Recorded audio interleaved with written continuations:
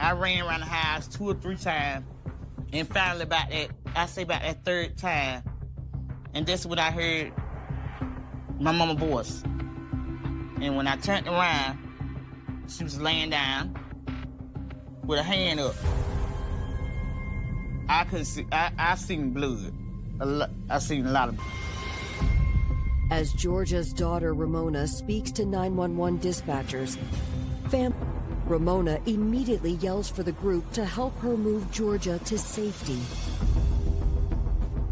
She called for help, and Brad and Luke came running. We didn't have no time because how she was breathing, I knew she was hurt bad. They found out that the ambulance is gonna take a while, so they just said, we've got to get her to a hospital. Coming up, investigators sit down with their persons of interest and uncover a possible lead. He said there was a black male that went into the house and left, and that's when the fire started. He went in that state about 20-25 minutes. He came back out, he kept licking it up.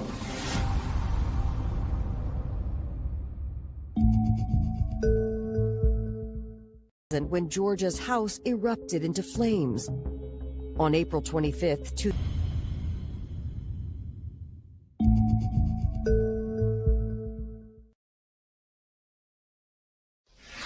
raised a conservative Mormon. Angela came from rural Utah. She was very close with her family growing up. But this good girl found she had a craving for bad boys and bad behavior. And she found both in 24-year-old Logan McFarland. Their connection was really intense. They couldn't keep their hands off of each other. But their red-hot romance would soon be overshadowed by a horrific crime. And there was a struggle in the vehicle. She heard a gunshot go off and something hit the back of her head. And one murder would turn out to be only the beginning. Police discovered another body. 2 people murdered in Utah, and they were continuing the crime spree. Now get the inside story of how investigators untangled this deadly tale of desperation and desire.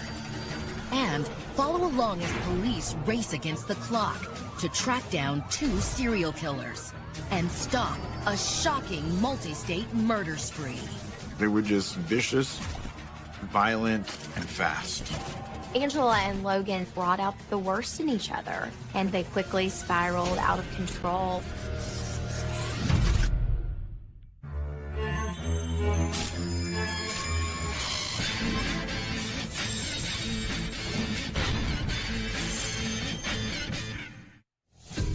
It was just before 8 a.m. on a chilly Saturday morning in Wendover, Nevada, when a woman burst through the front door of the local police station. She was screaming, disoriented, and bleeding profusely from her head. There's a significant amount of blood. She was in a hysteric panic. The woman claimed she'd just been shot. She's walking to her car, and then all of a sudden she's approached by 2 unknown people. The unknown female had brandished a firearm handgun to her face and told her to get in the car. And there was a struggle in the vehicle. She heard a gunshot go off and something hit the back of her head. Everyone was shocked. Something just doesn't happen every day. You know, you open up the squad room door and all of a sudden you hear someone waltz up to the door saying she'd been shot or car stolen, and just kneels down on the floor in a panic. It was a shocking story. And as officers rushed the woman to the hospital, their minds raced with questions. Who was this woman? And who was the couple that shot her and left her for dead? The answer to those questions would reveal this was no simple carjacking. Rather, it was the latest in a string of shocking and deadly crimes. And when police ultimately uncovered who was responsible, it would be the missing puzzle piece in a gruesome killing spree that sent shockwaves across the nation. They have a double murder. They have thefts and car thefts. I believe they would have killed anybody who got in their way.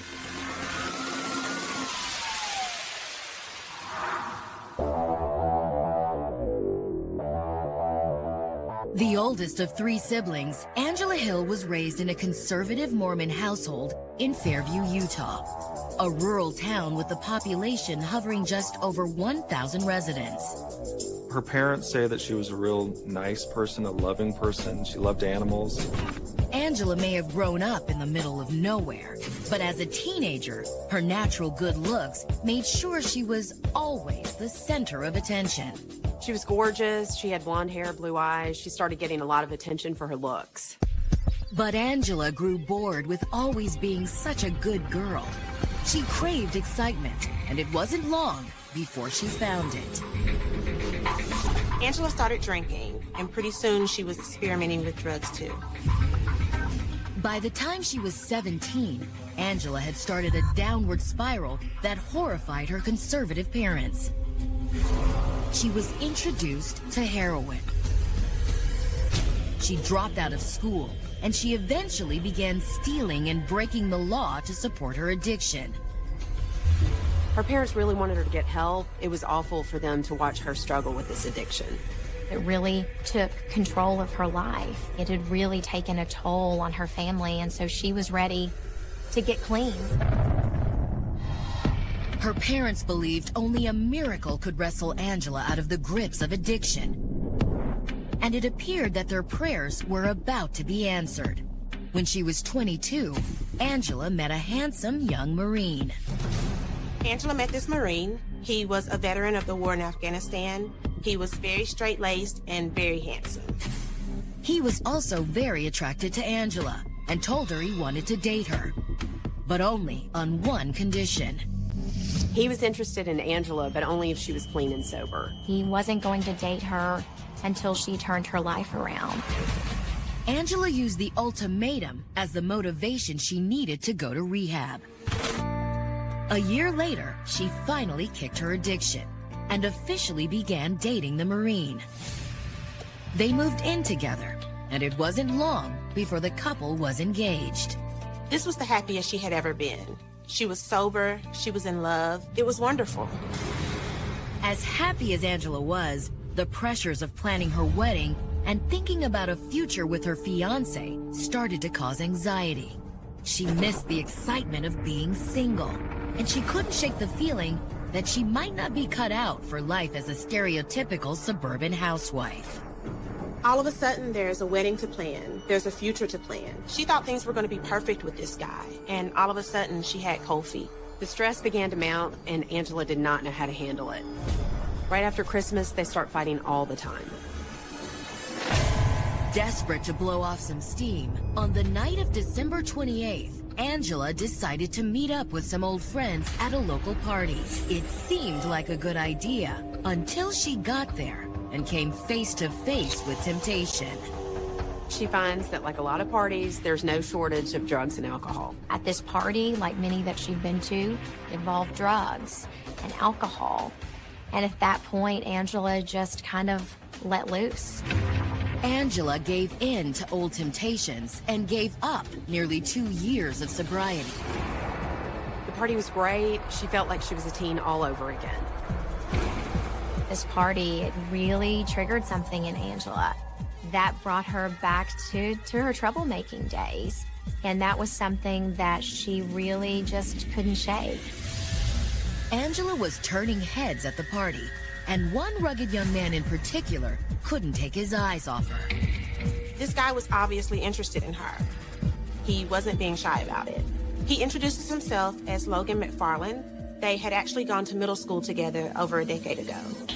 But this handsome 24-year-old was a far cry from the awkward church-going kid Angela remembered.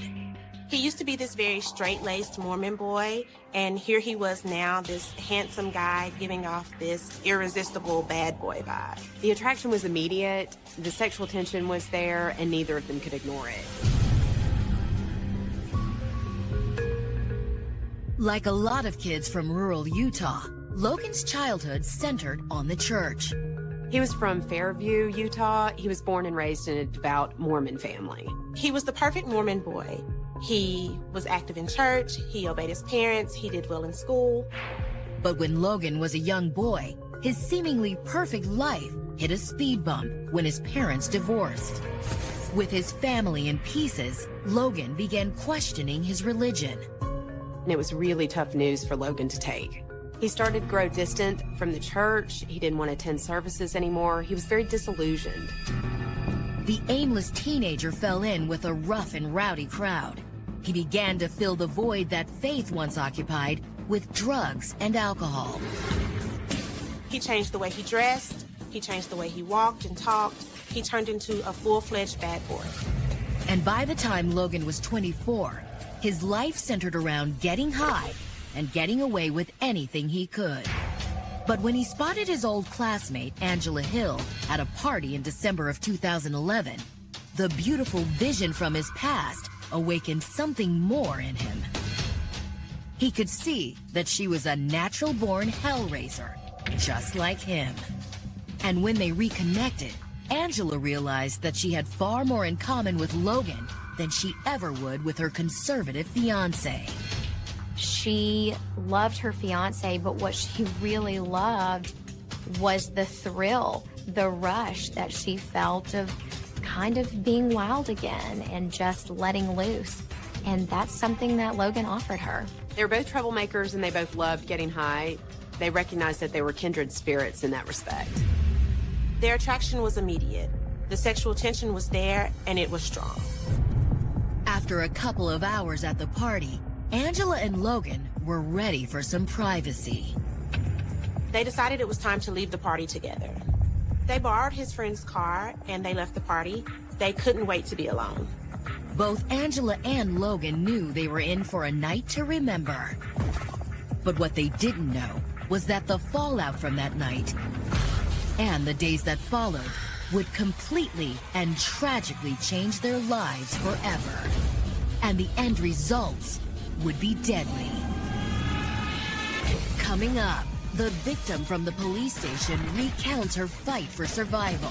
She bit, she clawed, she scratched. There was no holds barred. And the search for the shooters in the carjacking case leads to an even more shocking and fatal discovery. The police can kind of see into one of these windows and they see what they think is a body.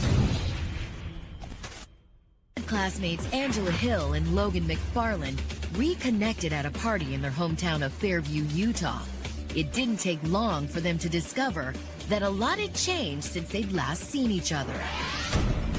Angela was now engaged to a Marine. Logan had gone from... Logan and Angela was instant. The two of them really hit it off right away.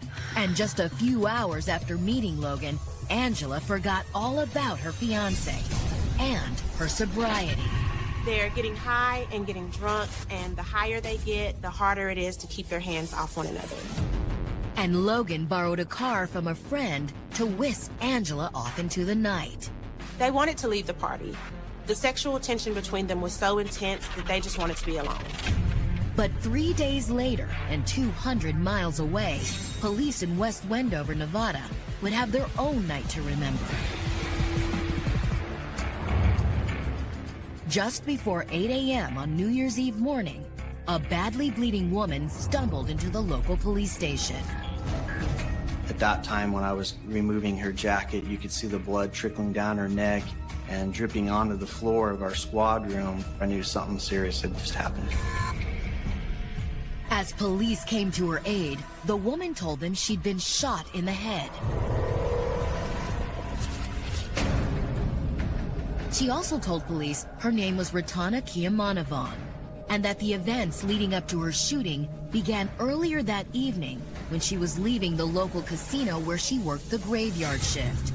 A man and a woman approached her in the employee parking lot. The couple stopped. They asked her for help. The couple was asking for directions, and Ratana told them she'd help them as best she could. But she got a startling surprise. The unknown female had brandished a handgun to her face and told her to get in the car. The armed woman ordered Ratana into the passenger seat and took her keys. She demanded that the victim put her head down and remain quiet, and then she started the car and they started to drive away. Ratana told police that as they drove, the man appeared to be following them in the silver sedan. As they approached the freeway, Ratana began to fear the worst. She thinks at that moment, I'm gonna die if I don't fight back. With nothing left to lose, Ratana made a daring move. She lunges for this weapon. Ratana said her attack took the female carjacker completely by surprise. The woman stopped the car, and Ratana simply didn't let up. She fought for her life. She bit, she clawed, she scratched. There was no holds barred. Then they both spill out of the car onto the ground, and they're still wrestling. It sounded to police like the carjackers couldn't have picked a worse victim. The two women grappled, but Ratana, an experienced bodybuilder, quickly got the upper hand. Miss Kiamanavong popped back in the car, and she started to drive away. But she wasn't home free yet. She heard a loud bang, and she felt something hit her head. Ratana told police that when she felt something warm running down her neck, she realized the awful truth. She was shot in the head. And her two attackers weren't done. She's seen the other car driving at a high rate of speed towards her. She felt a nudge of the back of the car where he had rammed her. Though beaten, shot, and even rear-ended, Ratana outran her pursuers and found her way to the police station. As EMT workers tended to her wounds, investigators asked Ratana for one more set of details. A description of her assailants. She told them they were young and white. She identified the woman with tattoos, the man skinny, scrawny. But that was all she was able to say. She went unconscious. I think once she realized that she was in some sort of a safe environment, she was able to release herself and allow her body to just kind of slow down and fall into their care. EMTs took over. Ratana's condition was judged too grave for the local hospital. They life-flighted her to Salt Lake. With Ratana no longer able to help, investigators moved forward with what little information they had to go on. They issued a BOLO alert, describing the silver sedan's front-end damage and the armed and dangerous... A very elevated response because of the level of violence that had been exhibited. Less than an hour later, they hit the jackpot. A call came in from police in Wells, Nevada, about 60 miles away. A motel guest called police in Wells to report their car had been stolen. The people that owned the vehicle that was stolen had started it to let it thaw the windows and kind of warm up while they loaded their belongings in. She said it was about 5 minutes. Inside her hotel room, she came out and her car was gone. The woman's car didn't fit the description of the vehicle used in the attempted carjacking from earlier that day. But a car that police discovered not far from the hotel did. There was a vehicle found abandoned near the Wells airport.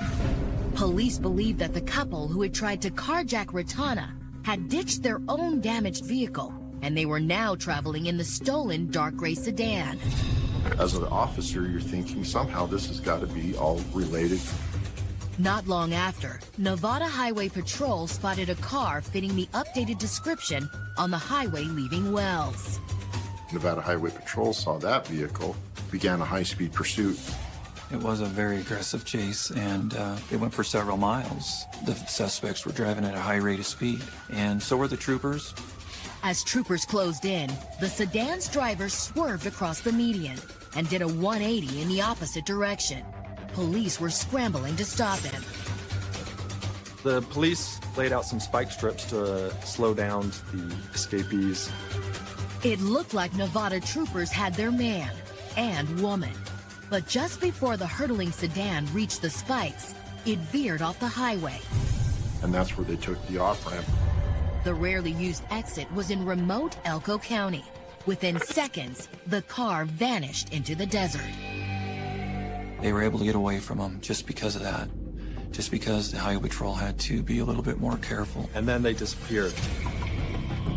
Police across Utah and Nevada began coordinating a search for the car and the couple who'd staged the violent carjacking. It was all hands on deck. We've got to bring this thing to resolution and conclusion. Investigators were racing against the clock, and they had no way of knowing that things were about to get much worse. Coming up, a potential lead uncovers a shocking new crime. There were 2 bodies lying there on the floor. But how is this connected? It absolutely spiraled out of control. Town bad boy Logan McFarland and recovering addict Angela Hill hooked up at a party in Fairview, Utah. The sparks flew. Logan sees Angela, and he decides right then and there that he is gonna make her his. That night, Angela realized how much she missed the excitement of her old life, and she saw that Logan could give it to her. Together, the 2 lovers impulsively took off on a drug-fueled road trip that would have deadly consequences, and their new relationship would quickly shift, except that she had abandoned such a promising future. She loved her fiance, but what she really loved was the rush that she felt of kind of being wild again, and that's something that Logan offered her. I suspect that she didn't want to go on this crime spree, but once she was in it and with the drugs, she just couldn't get out of it. While Angela and Logan were on the run, the police in Elko County, Nevada, had taken up the search for a mysterious pair of assailants who'd shot 35-year-old Ratana Kiamanavong in Nevada. It was a carjacking that occurred in West Wendover, Nevada, where they tried to take a female, and during that episode, the female fought really good and really hard against these 2 folks. And as she fought, they were able to grab a gun and get a round off that struck her. The man and woman that investigators believed were responsible for the attack escaped arrest after a high-speed chase. They were able to get away from highway patrol and took an off-ramp. But police weren't giving up. They just didn't want more people to be a victim at the hands of these 2 people. They were armed and dangerous. Crime scene investigators in Wells, Nevada, picked over the abandoned car they believed the couple had been driving when they attacked Ratana. The Elko County Sheriff's Office detectives were the ones that did the search warrant on the suspect vehicle that was reported stolen out of Utah, and they found a check payable to Animal House Gym, which is owned and operated by Ratana. Another discovery on the floor of the car provided a big break. There was a receipt from a credit card. We're sifting through every item in there. I came across the receipt from Del Taco, which was located at Lake Point in Utah. Kind of piqued my interest. It's a stolen vehicle. Who used that credit card? Who does that belong to? The receipt from a Utah taco stand was time-stamped from the night before. And when they traced the card, they got a name. The name on the credit card was Leroy Fullwood. Was Leroy Fullwood the male half of their gun-wielding carjacking Bonnie and Clyde? There was only one way to find out. Once they saw that name, Fullwood, they contacted authorities in Utah. We called down there and, kind of tell them, hey, we've got this going on. We've recovered this vehicle. We found this receipt. This credit card belongs to people that live in your jurisdiction. Can we have somebody run over and check on them? Around 6 p.m. on the evening of December 31st, Mount Pleasant, Utah police paid a visit to the home of Leroy Fullwood. The lights were off, no one came to the door, it didn't look like anybody was home. When police peered inside Fullwood's house, they realized they'd need to go in uninvited. Officers broke down the front door and were shocked by what they found inside. There was a man lying on the floor. He was deceased. The unidentified male had not died alone. There were 2 bodies. Lying near the man was also the body of a woman. Instead of suspects, investigators now had more victims. These people were still on the loose, and the potential that they could still be armed and the potential that they could bring further harm to more people was even more compelling. So at this point, they're thinking there has to be some relation to the people who had attacked Ratana and the people who had murdered the Fullwoods. Detectives identified the bodies as 70-year-old retired barber Leroy Fullwood and his wife, 69-year-old retired schoolteacher Dorothy. Both lay dead from gunshot wounds. It appeared that both Dorothy and Leroy were shot with a .22 caliber weapon. A preliminary examination suggested that the Fullwoods had been dead for about 2 days. And from the look of their home, whoever killed them hadn't left empty-handed. The whole home had been ransacked, the closets were empty, the contents of the home had been strewn around. It definitely looked like a robbery.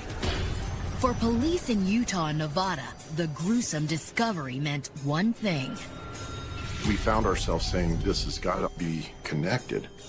The same people who had shot this woman in Wendover may have been involved in the double murder. The list of charges against the mystery couple were growing by the day. It absolutely spiraled out of control. But who were they? We gathered what we could as far as the vehicle description and what the two suspects, looked like. A few hours later, police received word from Salt Lake City that there was at least one charge the anonymous spree killers had avoided. Ratana did recover from her injuries. Word of the Fullwood murders traveled quickly through remote central Utah. Investigators began fielding calls from all over the region offering help. Most of the tips led them nowhere, until they got a call from a 20-year-old Fairview resident named Damian Flores. Damian said that he thought he knew who had killed the Fullwoods. A quick record check confirmed that Damian was no stranger to the police. Damian wasn't a violent guy, but he had definitely been in trouble with the police before. Detectives quickly brought him in for a statement. Damian told investigators that on the night of December 28th, he had been at a party in Fairview. At around 8 o'clock, Logan had borrowed a friend's car and left. Logan approached a friend that night and asked to borrow their car. Damian told police that his friend Logan McFarland hit it off with a girl whose name was Angela Hill. Damian was under the impression that Logan was asking for his friend's car so he could take Angela somewhere more private. When the couple returned to the party hours later, Damian said they had a story to tell. Logan comes back to the party. He's still with Angela and he's bragging about his night. But Logan wasn't bragging about getting lucky with Angela. Logan came back to the party with a duffel bag full of jewelry and guns. When Damian woke up the following day, the Plymouth was gone. The next morning, the car is gone. Logan is nowhere to be found, so Damian thinks that Logan must have taken it again. A few hours later, another friend spotted the Plymouth abandoned by the side of the freeway. When Damian went to get the car back, it wasn't in the same condition. There's all this stuff inside. There's a lot of jewelry. It's stuff that Damian assumes must have been stolen by whoever took the car. Detectives felt sure that the stolen jewelry would establish a connection between Logan and Angela, the Fullwood murders, and the assault on Ratana.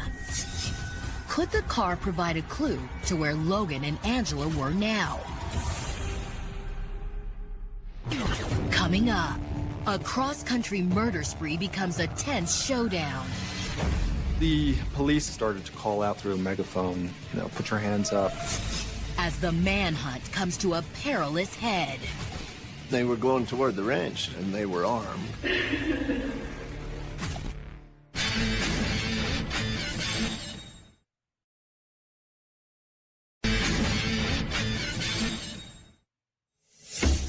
Just days after they first hooked up, 24-year-old Logan McFarland and 25-year-old Angela Hill had gone from passionate lovers to murder suspects after the couple was linked to an attempted carjacking and a double homicide. They were just vicious, violent, and fast. It was awful. A first victim was likely to recover from a gunshot wound she sustained during an attempted carjacking. But when police found a paper trail linking the assault to Leroy and Dorothy Fullwood, they found the Utah couple shot dead inside their home. It was only when a friend of Logan's contacted police that authorities were able to put a name to their suspects. Damian Flores called police and told them that he thought Logan and Angela had stolen his friend's car and possibly killed the Fullwoods. For evidence, but unfortunately, Damian had some bad news. He told police that he had panicked and had burned all of it. Damian had been in trouble with police plenty of times, and he wasn't about to go down for something he didn't do. He confessed to police that he had taken everything that looked incriminating and set fire to it. He had been in trouble with the law before, and he was worried about getting in trouble again, so he burned it all. Investigators, nevertheless, asked Damian to accompany them to where he had burned the stolen items. They hoped that something that would help them build a case against Angela and Logan had survived the fire. When they examined the ashes, detectives discovered that they were in luck. Some of the jewelry was still intact. There was an engraved lighter, a necklace, and a pair of gold earrings. Investigators collected the charred jewelry and brought it to the grieving Fullwood family. Family members were able to identify that it did indeed belong to Dorothy and Leroy.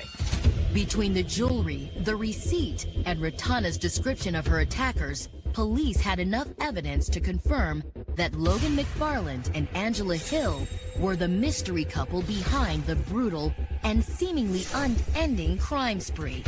Now all they needed was to catch them. After getting that information, that really ramped us up to, okay, we need to find these people. But finding two people in the wilds of rural Nevada was no easy task. The couple had eluded police during a high-speed chase on New Year's Eve and vanished into an unpopulated, nearly off-the-grid part of the state. If the couple was now stranded somewhere in the Nevada backwoods, investigators worried they might be getting desperate. It's 2 hours from the nearest city. You're in the Nevada outback. These people were still on the loose and were in what was presumed to be the vast wilderness of northeastern Nevada, with ranches in the vicinity. Police worried they might be desperate enough to kill again. They were armed and dangerous. They had guns. They could bring further harm to more people. Law enforcement saturated local media with photos of Angela and Logan. We wanted the public to be aware of the car that they were driving and a little bit of their information that we had. And on January 3rd, police got word that their campaign had paid off. A pair of local ranchers were flying in a small plane doing a routine livestock check. Late in their flight, they noticed something out of place. We had flown up high, and we were coming down, and there they are, this young man, young woman. When they swooped down lower to get a better look, both men recognized the couple below from news reports.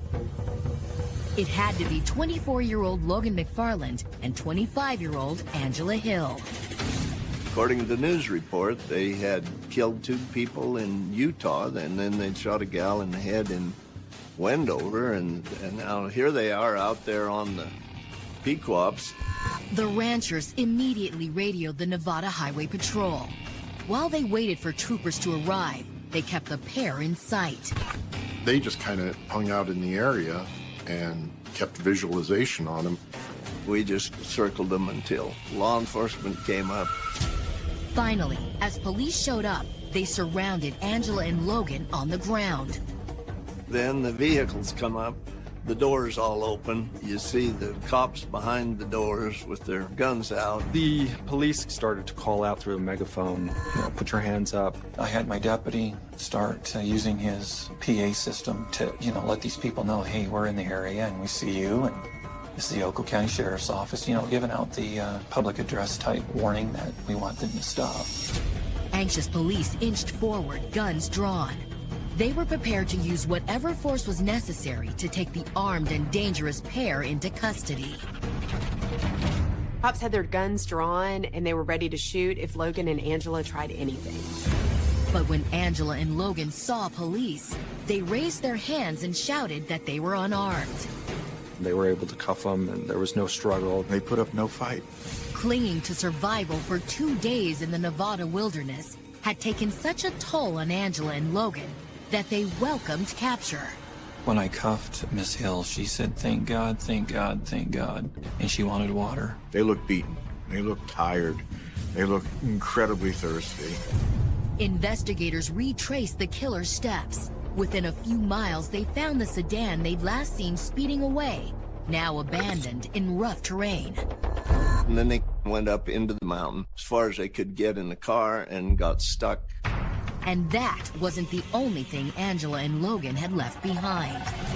We eventually did find several guns that they had scattered through the junipers up there. On the road that they were walking on, we found a couple of handguns that, they looked like they were just kind of tossed under the sagebrush.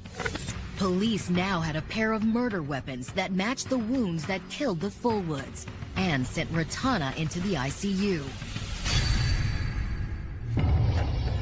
When investigators realized what lay ahead in the couple's path, they were even more relieved that Angela and Logan had been found. The home of an unsuspecting family of potential victims lay directly in Angela and Logan's path. They were going toward the ranch, and so it was a good thing that they didn't get there. Angela and Logan were arrested and charged in Nevada, the state where the carjacking had taken place. The double murder of the Fullwoods happened in Utah, so Utah prosecutors would have to wait their turn. They were caught in Nevada, so Nevada gets to try first. The day after their arrest, when the presiding Nevada judge read the case against Logan, one charge was conspicuously missing. Logan McFarland was not charged with attempted murder. Instead, the DA held Angela responsible for the near-deadly carjacking of Ratana Kiamanavong. Prosecutor pinned her with the attempted murder. Angela was stunned. She seemed to be confused and really shocked. Prosecutors made their decision based on Ratana's statement. Angela Hill was identified as the person in the car. She had a weapon in her hand. But laying the blame on Angela didn't eliminate the possibility that she might try to point an accusing finger at Logan. Coming up, Angela tells police she was in fear for her life. She believes that she was one of Logan McFarland's victims. And dark details emerge about the carjacking. We were going to handcuff her and throw her out onto the highway. Only 5 days after beginning their instant and white-hot affair, Angela Hill and Logan McFarland were under arrest for crimes ranging from attempted murder to grand larceny. It snowballed from incident to incident to incident. Their spree may have been over, but their troubles had just begun. Prosecutors in Nevada charged Angela with the attempted murder and kidnapping of 35-year-old Ratana Kiamanavong. Ms. Hill, you were arrested on allegations of possession of a stolen vehicle, conspiracy, first-degree kidnapping, robbery with a deadly weapon, and attempted murder. Ms. Hill, do you understand that? The prosecutor had decided that she was the person who shot Miss Kiamanavong. Logan faced charges of kidnapping, conspiracy to commit kidnapping, and grand larceny. Angela was furious at being singled out for attempted murder. So furious that she did something about it. Angela, she agreed to plead guilty to testify against McFarland. She turned on him. Prosecutor Hill disputed shooting Miss Kiamanavong. She wanted that charge dropped. When Logan's trial began in January 2014, no one was charged with actually shooting Ratana. Neither one of them in court was actually charged with the attempted murder. Prosecutors alleged that Logan's rebellious, hard-partying past made his part in the crime spree inevitable. He was essentially a desperado who would kill you just as soon as he would ask you for the time. In order to prove it, the DA was counting on the testimony Angela Hill had promised to provide as part of her plea deal. And when Angela took the stand, she made it clear that her loyalties no longer lie with Logan McFarland. Everything was Logan's fault, and she was an innocent bystander. She believes that she was one of Logan McFarland's victims. Angela told the jury that it was Logan who came up with the carjacking plan. But his original scenario didn't involve shooting Ratana. Instead, Logan wanted her death to be far more brutal. We were gonna handcuff her and throw her out onto the highway. Angela insisted that if she hadn't agreed to everything Logan asked, she would have been Logan's next victim. He said if I didn't take that car that he was gonna blow my head. He's gonna blow both of our heads off, is what he just said. Logan's defense team countered with the claim that the kidnapping, robbing, and murder scheme was Angela's idea. Logan only went along with it to keep Angela safe. His reaction was just to protect Angela, a response that any male would have in that situation. On Thursday, February 6th, the jury announced their decision. They returned with all guilty verdicts on all counts. Logan was sentenced to 56 years in prison. Angela's plea deal had required her guilty plea. Even though she had ultimately cooperated in court, she still had to answer for the crimes she had admitted to. Angela Hill pleaded guilty to 3 counts. The most serious one was first-degree kidnapping. She got 30 years in prison. As both Angela and Logan are serving time for the carjacking, they are still awaiting prosecution in Utah for the murders of Leroy and Dorothy Fullwood. Logan has been charged with 2 counts of murder. This time, Angela was able to avoid the most serious charges. Angela Hill hasn't been charged with murder, but some other minor felonies. We still don't really know what happened that night when Angela and Logan left the party. Did they kill the Fullwoods together, or did Logan act alone? We really don't know. Many questions still remain unanswered in the case of Logan McFarland and Angela Hill, a modern-day Bonnie and Clyde who met one night and inexplicably set off on a deadly killing spree. Angela and Logan brought out the worst in each other, and they quickly spiraled out of control after just one night of partying. I think that goes to show how deep Angela's demons were, that everything that she had worked so hard to get back on track fell apart so quickly and so badly.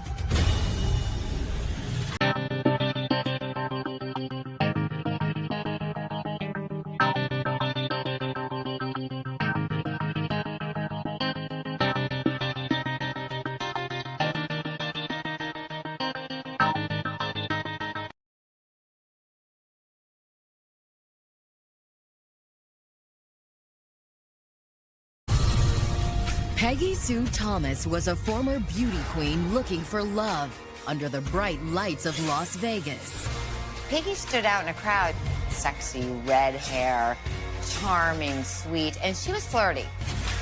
James Hewden was Peggy's former childhood crush, a successful software developer turned aspiring rock star. Tall, charismatic, seemed larger than life. And when the two reconnected 20 years later, they couldn't keep their hands off each other. She just fell head over heels in love with him. They barely left the bedroom. But their red-hot romance would be put on ice by a mysterious crime. He had been shot in the middle of the forehead, point-blank, assassination style. Now, follow investigators as they delve into a world of sex, deceit, and passion as they try to solve a mystery more than 10 years in the making. And just when detectives think they've got the killers cornered, a natural disaster puts their capture in doubt. He was there before the storm. After the storm, he can't be found. They're all wondering if they're going to get A vacationing physician was walking into the woods with his 2 sons when they noticed something unusual. They saw an abandoned car just sitting there, And the dad takes the lead, and he sees this image kind of hunched over the steering wheel. It looked like the driver was either passed out or incapacitated. The doctor instinctively hurried to provide medical assistance. But when he opened the door, he realized it was far too late. There appeared to be a dead body. The man quickly took his sons back to their cabin and called 911. Within minutes, the woods were swarming with officers from the Island County Sheriff's Department. The victim was a white male in his 30s. He had been shot basically in the middle of the forehead. But investigators wondered, were they looking at a suicide or a homicide? The answer to those questions would ultimately lay bare a startling web of conspiracy and unveil the shocking lengths two people would go for both love and revenge.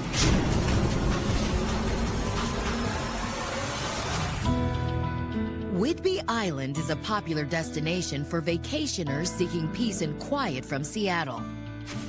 But for Peggy Thomas, growing up on Whidbey Island wasn't quite as relaxing. Peggy's father was an officer signed to the Naval Air Station, and he ran a tight ship at home. Peggy thrived on the discipline and followed in her father's footsteps by enlisting in the Navy in her 20s. Peggy was a mechanic, and she worked on airplanes. And what I think is most interesting about her is Peggy was sweet as apple pie. Peggy married a fellow sailor, and they went on to have 2 daughters together. By her 30s, Peggy had conquered both the military and motherhood. But there was one thing about Peggy that always bothered her. She'd always struggled with weight her whole life. And after having 2 kids, Peggy had started to feel much more self-conscious about her physical appearance. She was just thinking, you know, she's getting a little older, she's 32, she wants to be attractive. She's like, I'm going to be strong, and I'm going to be beautiful, and I'm going to be something, and she sure was. Peggy tackled her weight loss goals with a relentless dedication, losing nearly 100 pounds. She just went from size 18 to tall, beautiful. It was amazing transformation. No one was more impressed than Peggy's closest friend, Brenna Douglas. She and Brenna were best friends. I mean, they adored each other, and they were very much in each other's lives. Brenna owned a beauty salon and helped Peggy make the most of her new figure with a glamorous makeover. Everyone was so excited about her transformation, they even told her to enter a beauty pageant. In 2000, Peggy entered the Mrs. Washington Beauty Pageant, a contest for married women of any age. Brenna took care of her hair and makeup. Peggy took care of the rest, winning easily. She took that title in Washington State and just rode with it. Newspaper articles, making appearances, doing charity work. The title Ms. Washington actually changed Peggy's life. And back on Whidbey Island, Peggy's newfound sex appeal won her a different kind of attention as well. She drew attention from a lot of men. It was the first time in her life that she was sexy, that men were attracted to her. And after years of a safe and quiet marriage, the temptation of infidelity became too much for Peggy to resist. She confided in me that she was having an affair with some guy down the street in her neighborhood. But Peggy's infidelity didn't stop with just one lover. Peggy embarked on a string of illicit affairs, all fueled by both her growing self-confidence and her newly awakened desires. I think that she loved the attention of the weight loss, and she just got caught up into her beauty. After years of knowing Peggy, I could see that she wasn't that interested in her husband. But Peggy wasn't just bored with her marriage. She'd become dissatisfied with her entire life on Whidbey Island. The 34-year-old wanted more out of life. She wanted more glamour, more fun, more money. Their income was pretty average. She thought she could just simply do better. She wanted a better guy that had more money. With that goal in mind, Peggy divorced her husband. And even though it broke her heart to leave her dear friend Brenna behind, Peggy decided to pack up her 2 daughters and move to a place where rich men were in more ready supply, Las Vegas. She fell in love with Las Vegas. And she said, this is where I want to live. She could see the opportunities and the money and the men. Peggy wanted it all: wealth, romance, adventure. And she had a plan for how she was going to find the Mr. Right who could give it to her. She went to Las Vegas and became this driver for a limousine company. She was chauffeuring around famous people, making really good money. Of course, Peggy's favorite type of client was rich men. She had one guy was giving her $100 every time she stopped went and got him a hot dog. She took care of him. They took care of her. But after months of chauffeuring high rollers and fat cats around the strip, a lasting romance continued to elude Peggy. Which made it particularly ironic that it wasn't until Peggy returned to Whidbey Island for the funeral of a friend that she finally found the man of her dreams.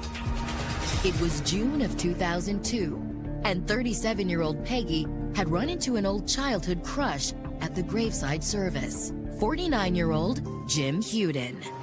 Jim was tall, charismatic, charming. He just seemed larger than life.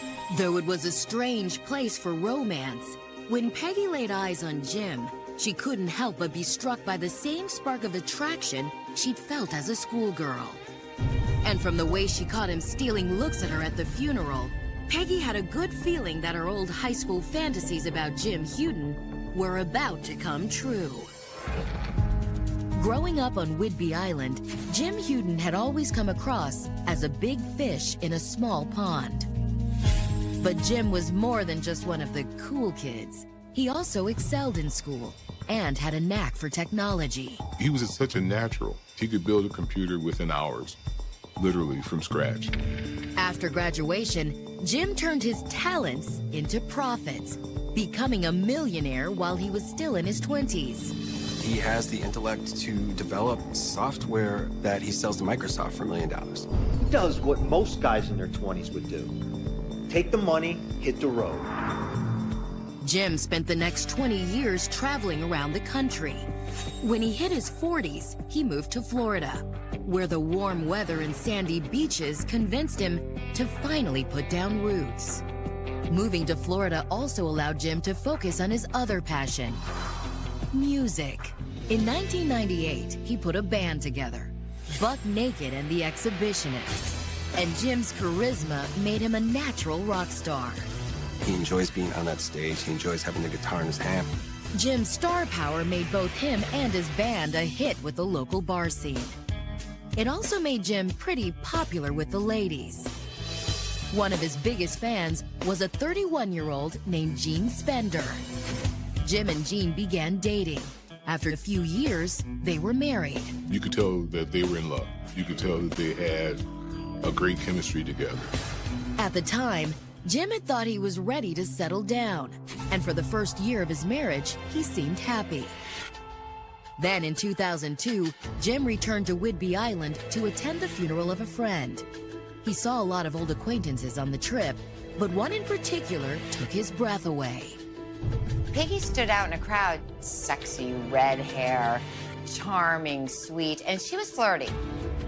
He certainly had some charisma, and I think Peggy was pretty impressed.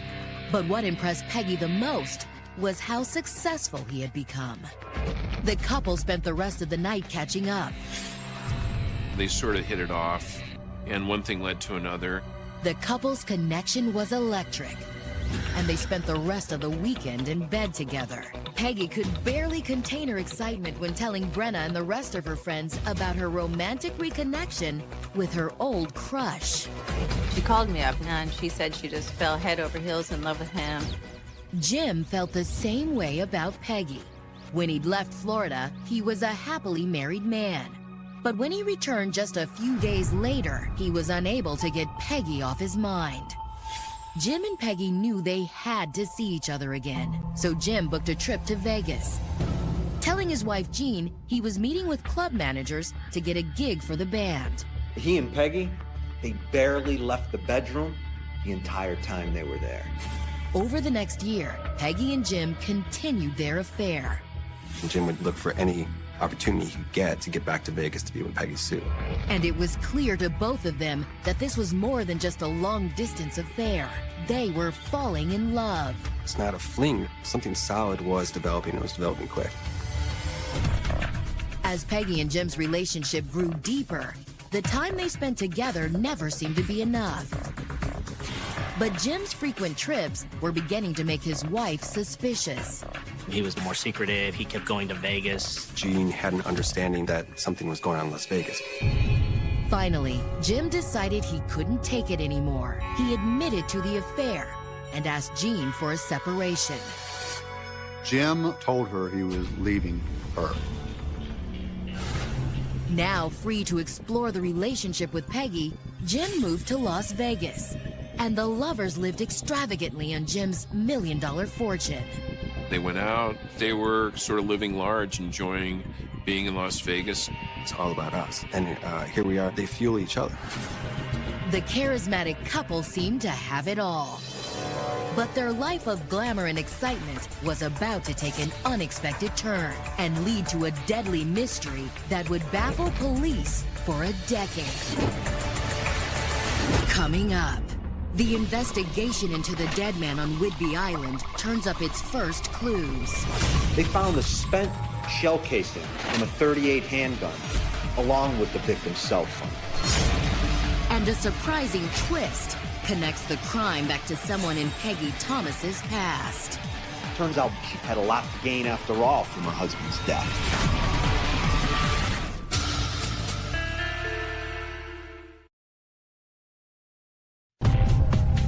After spending most of her adult life fulfilling her duties in the military and as a mother, Peggy Thomas moved to Las Vegas in search of both romance and adventure. She had an agenda. Her agenda was to marry a rich man. But it wasn't until the former beauty queen returned home to Washington that she finally found what she was looking for. In the arms of wealthy software developer turned rotten, realized they wanted to spend the rest of their lives together. And Jim left his wife to join Peggy in Las Vegas. But while Jim and Peggy were embarking on a new and glamorous lifestyle together in Sin City, police back in their hometown of Whidbey Island were investigating a gruesome crime scene. On December 27th, Island County Police responded to a 911 call from a physician who discovered the dead body of a man in an abandoned vehicle. He had been shot basically in the middle of the forehead. It looked like it was a point blank. With no sign of a struggle, investigators wondered if the man might have driven out to the remote location to kill himself. A lot of people probably would have thought that this was a suicide. But that theory was quickly dismissed when they searched the car and were unable to come up with a weapon. There's no gun, so it can't be a suicide. However, they did find something else just inside the driver's side door. They found a spent shell casing from a .38 handgun, along with the victim's cell phone. The car's engine was turned off, and the victim's hands were still on the steering wheel, which told detectives that he most likely pulled over before the shooter caught him by surprise. The guy didn't even have a chance to get his seatbelt off, shot right through the window. He was ambushed and shot and killed. The victim's driver's license and registration identified him as 32-year-old island resident Russell Douglas, who was the husband of Peggy Thomas's best friend, Brenna Douglas. But police wondered what was Russell doing at the end of the remote road, and who would want to kill him. There's a huge question early on in the case is what is this guy doing here? Hoping to find some answers, detectives paid a visit to Russell's home and sat down with his wife, Brenna. But when they informed Brenna that her husband had been murdered, police were surprised by her reaction. She is emotionless. There are no questions asked. Oh my God, how was he murdered? Where was his body found? It's just this lifeless reaction. Brenna explained to police that Russell was her estranged husband. They'd been separated for some time and hadn't parted on good terms. He's living in an apartment. She didn't even know the address of his apartment. According to Brenna, Russell was an addict who abused drugs and alcohol, as well as sex. She told police that she'd stood by him for as long as she could, but finally had to end the relationship when he refused to get help. The marriage was broken because of his, addicted personality to be it sex or be it alcohol. But despite the breakup, Brenna's cold reaction to her ex-husband's murder left investigators curious. The marriage is strange, but at some point, you still have to wonder, why no reaction? Spouses are often the first suspects police turn to. And in this case, they couldn't help but wonder, did Brenna stand to gain anything from Russell's death? Does your husband have a life insurance policy? I believe she says something like, well, I think so, a small one. Police decided to take a closer look at Russell Douglas's life insurance policy and subpoenaed the records from the couple's insurance company. While they waited for the information, investigators looked into Brenna's claims about Russell's drug and sex addictions. Maybe he'd hooked up with the wrong person online or gotten killed from a drug deal gone bad. But when police followed up with Russell's friends and family, they described him very differently. Russell was in control of his life. This wasn't someone who had an alcohol problem or a drug problem. They paint a picture of a guy who was still in love with Brenna and also trying to work things out. Someone wasn't telling them the truth. But who? Russell's loved ones or his estranged wife? Police hoped Russell's life insurance and financial records might help them figure out what was going on. When they received a copy of Russell's policy file from his life insurance agency, they saw he didn't have just one policy. He had two. Both were still active, and the combined payout wasn't small like Brenna claimed. And we find, there's two, $300,000 and $200,000. To investigators, the sizable insurance policy proved that Brenna had been lying to them. It also meant something else. Brenna had a motive. But did that mean she shot her husband in cold blood? Had she hired someone else to do it? Or had Russell Douglas's murder been triggered by something much darker than simple greed?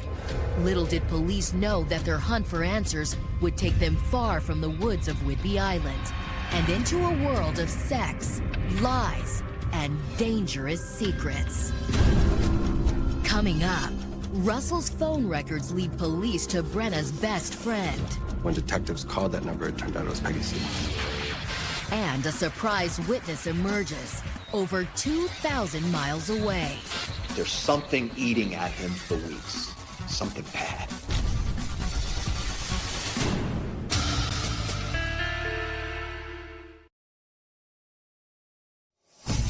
After Peggy Thomas had left her husband, she started a red-hot love affair with her old childhood crush, Jim Huden.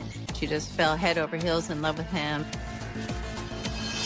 But their whirlwind romance was about to collide with a shocking murder investigation back in their hometown of Whidbey Island, Washington. Peggy's best friend, Brenna Douglas, had just been told her husband, Russell, had been found murdered on the side of the road. He was ambushed and shot and killed, still sitting in his car. Brenna Douglas's cold reaction to her husband's death had left police wondering whether she might have been involved. And their suspicions were strengthened. She's thinking, you know what? I'd be better off without her. But when investigators looked into Brenna's whereabouts on the day of the murder, they were disappointed. While Brenna's reaction might have been suspicious, her alibi was airtight. She had spent the entire day of the murder with her family, and all of them vouched for her. She couldn't have been the one who shot her husband because she never left the house. There's nothing there to pin her. There was no direct piece of evidence. But if Brenna didn't kill her husband, then who did? And why? With their first lead resulting in a dead end, investigators decided to obtain phone records from Russell's cell provider and went through all of the calls he'd received in the weeks leading up to his death. They're looking for patterns, anything out of the ordinary. Names, dates, times. Police were able to link all of the numbers to Russell's friends and family on Whidbey Island. That is, all but one. They find a number with an out-of-state area code that called him right around Christmas. There was 4 incoming calls from the same number and then 3 outgoing calls. To detectives' surprise, the phone number's area code turned out to be from Las Vegas, Nevada. They've got to be wondering if Russell had a gambling addiction. But when investigators followed up on the number, they discovered it wasn't a bookie who'd been calling Russell. It was a former Whidbey Island resident. When detectives called that number, it turned out it was Peggy Sue. Peggy told detectives that she did know Russell Douglas, but only through her relationship with his wife, Brenna. Peggy explained that she'd been visiting family on Whidbey Island for Christmas. She called Russell because she had a gift for Brenna. Peggy wanted it to be a surprise, so she asked him to give it to Brenna for her. Peggy told police she'd arranged to meet Russell on December 23rd, 3 days before the murder. Peggy got it to Russell. Russell made sure that Brenna got it. After that, she went back to Las Vegas and hadn't really heard from Russell or Brenna since then. It was an innocent enough explanation for the calls. Once again, it seemed like a promising lead turned out to be a dead end. Investigators were desperate to find Russell's killer, but they knew that with each passing day, the trail was only getting colder. That's what, frustrated authorities for such a long time is who could this possibly be? Who would do something like this? Then, over 6 months after the murder, their luck finally changed. On July 26, 2004, detectives at the Island County Sheriff's Department received a call from an unidentified man who wanted to know if there had been any unsolved murders on Whidbey Island in the past year. Their radar immediately goes off. They try to keep this guy on the line because you know what? He might know something. Police said, yes, there had been a murder on Whidbey Island, and the guy's name was Douglas. It had been 6 months since the murder of Russell Douglas. The caller identified himself as Bill Hill, a resident of Punta Gorda, Florida. And although he was calling from the other side of the country, Bill told police he was good friends with another former resident of Whidbey Island. Bill Hill was Jim Houden's friend in the band in Florida. Bill told detectives that his old bandmate Jim Huden had returned to Punta Gorda for a visit in February, which was just 2 months after the murder. But when Bill got together with Jim at a local bar to catch up, he immediately noticed Jim was no longer the carefree rock and roller he used to be. As one of Jim's oldest friends, Bill was concerned. He pressed Jim for answers. Jim finally tells Bill that there's been something eating at him for weeks. Something bad. Bill told police that was when Jim made a shocking confession. Jim had told Bill one of his darkest secrets was that he had killed this man on Whidbey Island. Investigators knew they finally got the break they'd been looking for. But would they be able to apprehend their new suspect before it was too late? Coming up, a natural catastrophe upends the investigation. Hurricane Charlie hit Punta Gorda and leads to Jim Huden's sudden disappearance. He was there before the storm. After the storm, he can't be found.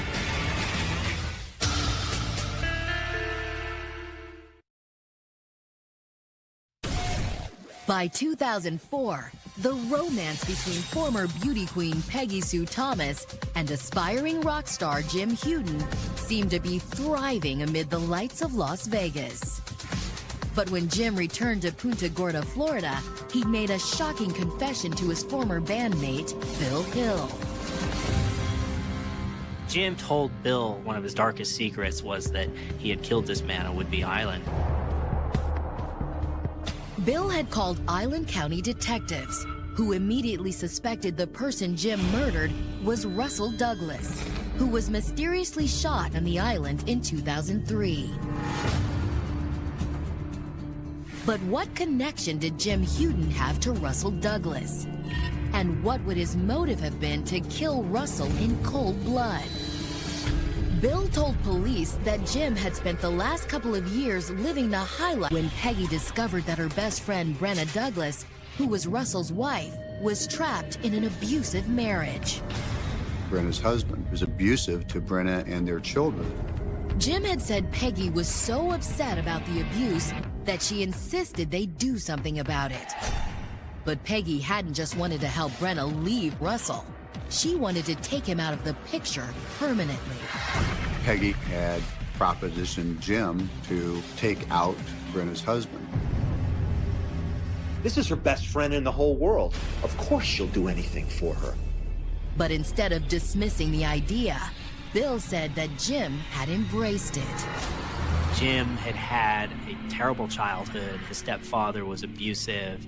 And Bill explained to police that when it came to domestic violence, Jim hadn't been shy about telling his friends that he had a chip on his shoulder. And he swore that if he could ever do somebody in that was doing that to their family, he would do it. Jim's love for Peggy meant that he would do anything for her. And Peggy's proposition also finally gave Jim a chance to avenge his own abuse. He didn't like anybody who was an abuser, so he agreed that he would murder this man because he was an abuser. Jim told Bill that he and Peggy traveled to Whidbey Island a few weeks later. But their visit wasn't just about visiting with family. So Peggy took Jim to a local bar where she knew Russell would be. Peggy Sue pointed the guy out to him. He never shook hands with the guy, never met him or anything. The next day, Peggy called Russell and made arrangements to meet him on the wooded road under the pretense of handing over a gift for Brenna. And on the day of the murder, Peggy and Jim watched as Russell drove up. Peggy approached on the passenger side, Jim approached on the driver's side and tapped on the window. But when Russell rolled his window down, Jim didn't hand him a gift. He just raised the gun and shot him in the head.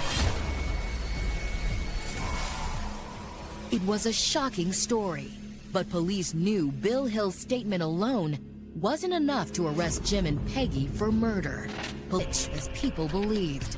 It seemed the couple had spent the majority of Jim's cash on their lavish Las Vegas lifestyle. They weren't working. The rest of that money ran out. And they were scraping bottom. I mean, she was digging in the backseat of her car for money to buy a gallon of milk. In fact, to the couple's friends, it seemed like Peggy and Jim would have done anything to get their hands on more cash, including murder. The motive had to have been money. That's all they talked about. That's all they needed. Money to continue the lifestyle they were building. To get to the bottom of things, police needed to speak with all three suspected co-conspirators. They started with Brenna Douglas, but she was less than willing to cooperate with the investigation. Brenna hired an attorney. The attorney told her not to talk, and so she pretty much clammed up. With Brenna stonewalling, police turned next to Jim Huden, who was still in Punta Gorda, Florida, visiting friends. They questioned him at a local police station about the incriminating statement they'd received from Bill Hill. But Jim denied having anything to do with the murder. You know what you've told Bill. The guy's falling apart over the guilt he's carrying around because you told him what you did.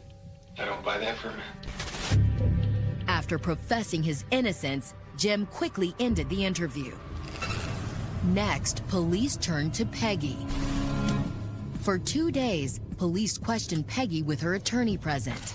And for 2 days, Peggy denied she knew anything about Russell Douglas's murder.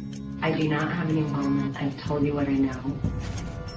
With no hard evidence to connect Jim, Peggy, or Brenna Douglas to the crime, police felt like they'd hit another dead end. But detectives were still convinced that the confession Jim Huden had given Bill Hill was the truth. They just needed proof. They start thinking, if Jim confessed to Bill, maybe there are others out there.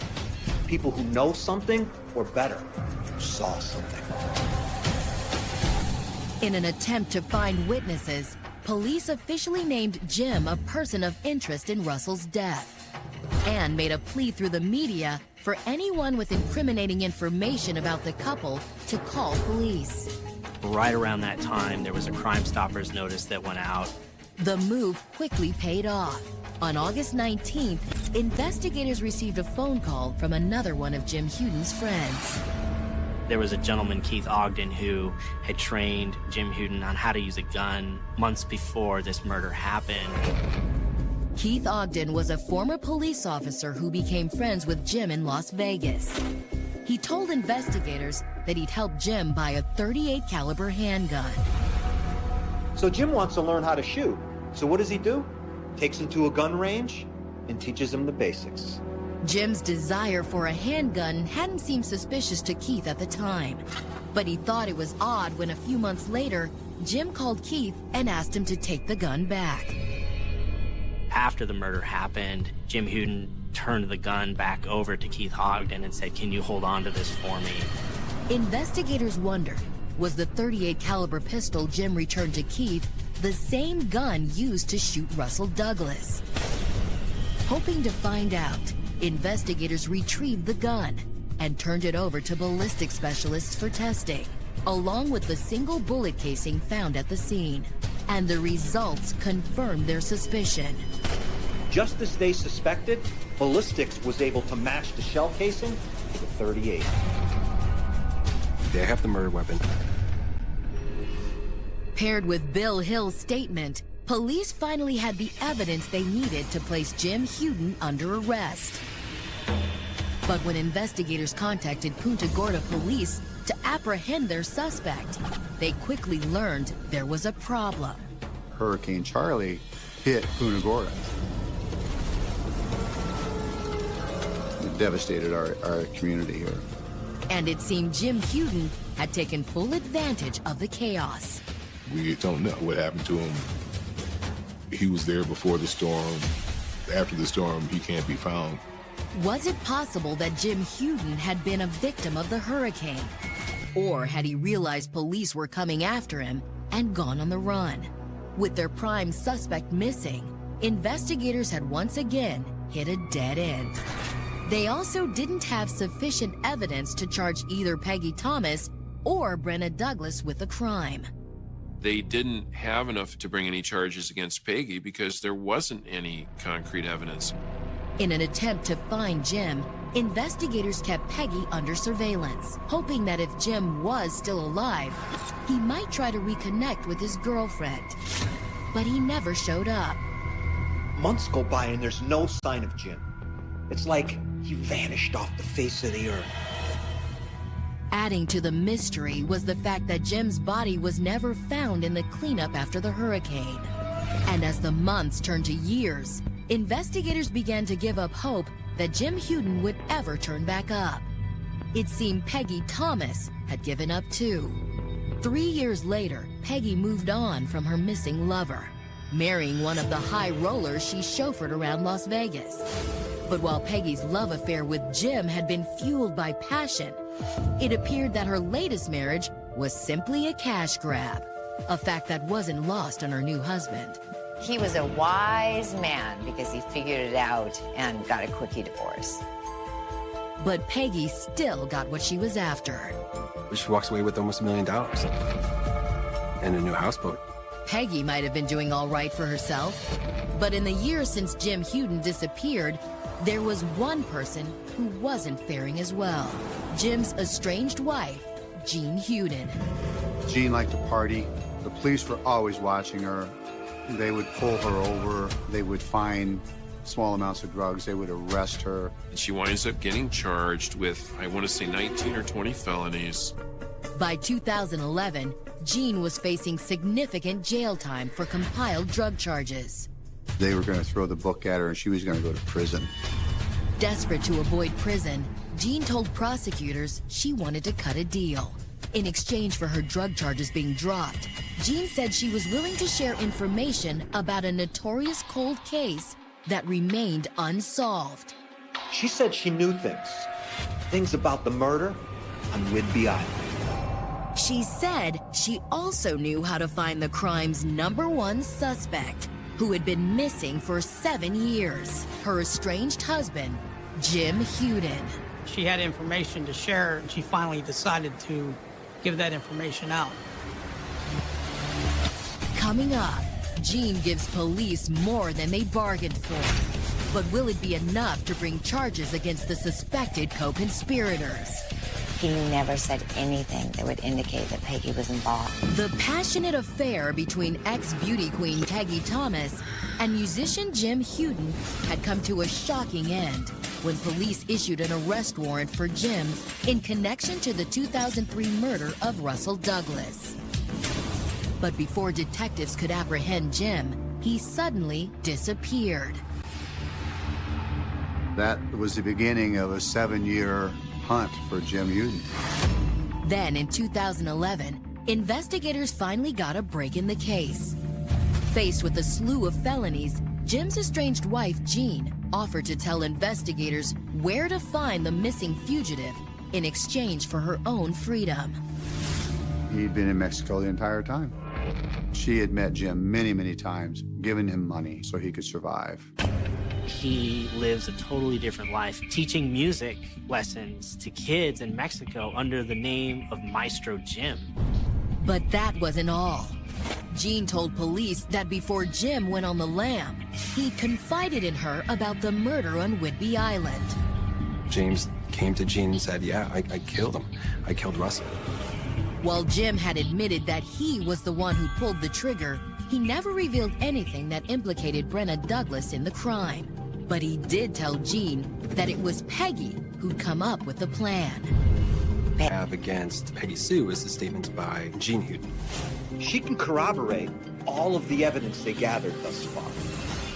On June 9th, Mexican police apprehended Jim Huden in Veracruz, and he was extradited back to Washington State to face murder charges.